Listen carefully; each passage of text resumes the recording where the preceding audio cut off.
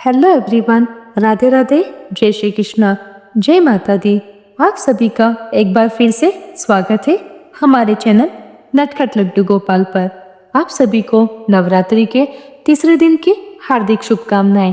आइए नवरात्रि के तीसरे दिन सुनते हैं माँ चंद्रघंटा की कथा।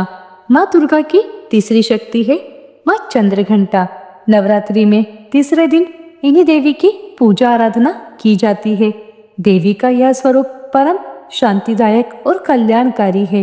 इसलिए कहा जाता है कि हमें निरंतर उनके पवित्र विग्रह को ध्यान में रखकर साधना करनी चाहिए। उनका ध्यान हमारे ही लोक और परलोक दोनों के लिए कल्याणकारी और सद्गति देने वाला है। इन देवी के मस्तक पर घंटे के आकार का आधा चंद्र है, इसलिए इन देवी को चंद्रघंटा कहा गया है।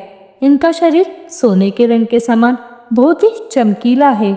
इन देवी के 10 हाथ हैं, जिनमें यह खड्ग और अन्य अस्त्र शस्त्रों से विभूषित हैं। सिंह पर सवार इन देवी की मुद्रा युद्ध के लिए उद्यत रहने की है। इनके घंटे की भयानक ध्वनि से अत्याचारी दानव, दैत्य और राक्षस कांपते रहते हैं। देवी महात्म मार्कंडेय पुराण दुर्गा सप्तशती के आधार पर इनकी महिषासुर वध की कथा है। जब महिषासुर ने त्रिलोक पर अत्याचार किया, तब त्रिदेवों की तेजमय शक्तियों से महादेवी का प्राकट्य हुआ। वही महिषासुर मर्दानी दुर्गा कहलाई। इस रूप में वह सिंह पर आरूढ़ थी। 10 भुजाओं में अस्त्र शस्त्र लिए हुए उन्होंने महिषासुर का वध किया। देवी को युद्ध के लिए समर्थ बनाने के लिए सभी देवताओं ने उन्हें अपने अपने दिव्य अस्त्र शस्त्र भेंट किए। भगवान शंकर ने उन्हें त्रिशूल प्रदान किया। भगवान विष्णु ने अपना सुदर्शन चक्र अर्पित किया। इंद्रदेव ने एक विशेष घंटा भेंट किया, जिसकी ध्वनि से शत्रु भयभीत हो जाते थे। सूर्यदेव ने अपना तेज तलवार और सिंह दिया। इस तरह माँ के चंद्रघंटा स्वरूप का प्रादुर्भाव हुआ। माँ चंद्रघंटा ने सिंह पर आरूढ़ होकर रणभूमि में प्रवेश किया। उनके आते ही देवी की घंटियों से उत्पन्न ध्वनि से संपूर्ण ब्रह्मांड गूंज उठा। इस दिव्यनाद से असुरों का हृदय कांप उठा और वह भयभीत हो गए। महिषासुर और माँ चंद्रघंटा के बीच भीष्म युद्ध हुआ। माँ चंद्रघंटा ने अपने शंख, धनुष, तलवार, गदा और त्रिशूल से असंख्य असुरों का संहार किया।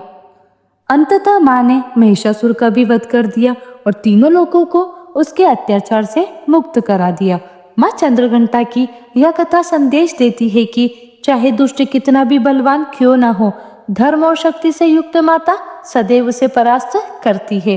पौराणिक मान्यताओं के अनुसार जो साधक शत्रु भय या नकारात्मक शक्तियों से परेशान रहते हैं, उनके लिए माँ चंद्रघंटा की आराधना बहुत ही कल्याणकारी है। ऐसा माना जाता है कि माँ चंद्रघंटा अपने भक्तों के हर संकट का निवारण करती हैं और उन्हें जीवन में सफलता और सुख समृद्धि प्रदान करती है। दोस्तों, माता चंद्रघंटा के अवतार की एक कथा और है। यह कथा शिव पुराण में वर्णित है। माता दुर्गा का यह तीसरा स्वरूप चंद्रघंटा के नाम से प्रसिद्ध है। यह कथा इस प्रकार है। हिमालय की पुत्री पार्वती जी ने कठोर तपस्या कर भगवान शिव को पति के रूप में प्राप्त किया। जब विवाह का समय आया तो भगवान शिव अपनी बारात को लेकर हिमालय के द्वार पर पहुंचे, परंतु वह बारात कोई साधारण बारात नहीं थी, बल्कि अत्यंत भयावह बारात थी।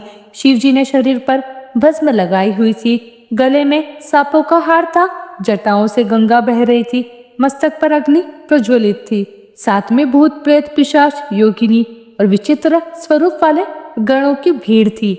यह दृश्य देखकर राजा हिमालय, माता मैना देवी और वहां उपस्थित और लोग भी भयभीत हो गए। माता मैना बेहोश तक हो गई और विवाह रोकने का प्रयास करने लगी। उस समय माता पार्वती ने अपने मधुर किंतु दिव्य उग्र रूप का आह्वान किया। उन्होंने चंद्रघंटा का स्वरूप धारण किया। उनके मस्तक पर अर्धचंद्र के आकार की स्वर्णिम छटा की ज्योति प्रकट हो गई। इस कारण उनका नाम चंद्रघंटा पड़ा। इनके इस स्वरूप में उनकी 2 भुजाएं थी और उन्होंने शस्त्र पकड़े हुए थे। उनका शरीर स्वर्ण वर्ण का हो गया। उनका स्वर अत्यंत ही दिव्य और गंभीर हो उठा। माँ चंद्रघंटा ने अपने दिव्य स्वरूप में समस्त भय को शांत कर दिया और अपने प्रभाव से भगवान शिव के गणों के विकराल रूप को सामान्य कर दिया, जिससे बारात भव्य और सुंदर प्रतीत होने लगी। तब राजा हिमालय और माता मेना को संतोष हुआ और माता पार्वती का विवाह विधि पूर्वक भगवान शिव के साथ संपन्न हो सका।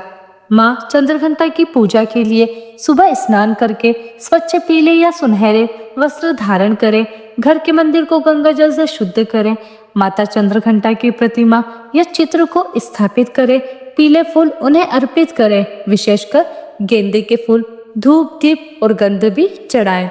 भोग में माता को दूध और उससे बने व्यंजन जैसे कि खीर, पायसम या दूध से बनी मिठाई विशेष प्रिय है। माता को शंखनाद या घंटा बजाकर उनकी आरती करें। अब मैं आपको बताती हूँ माता के मंत्र के बारे में। माता का मंत्र है ओम देवी चंद्रघंटाय नमः। इस मंत्र का 108 बार जाप करने से साधक को निर्भयता, साहस और आत्मबल की प्राप्ति होती है। इस दिन सुनहरे या सफेद रंग के वस्त्रों को पहनना शुभ माना जाता है।